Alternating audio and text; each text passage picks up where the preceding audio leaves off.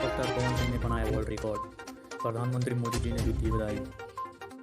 Channel पे पहली बार आए हैं तो चैनल को लाइक करें, सब्सक्राइब करें और बेल आइकन को दबाना ना भूलें। वर्ल्ड रिकॉर्ड बनाया, इतना लाइक छठ के सॉन्ग पे किसी का भी आज तक इतना व्यू किसी का नहीं गया था और लाइक भी किसी का नहीं गया था।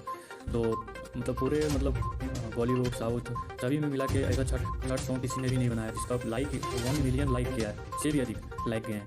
और हमारे प्रधानमंत्री 1 मिलियन से भी अधिक हो गया है, जिससे पवन सिंह के फैंस और बहुत से लोगों में खुशी का माहौल बन गया है। पवन सिंह ने जो पिछले साल ये सॉन्ग बनाया था छठ गीत का, इसका 1 मिलियन से भी अधिक लाइक हो गया है वीडियो पे। तो इन्होंने नरेंद्र मोदी जी जब बिहार आते हैं तो वो भी छठ गीत का चर्चा करते हैं।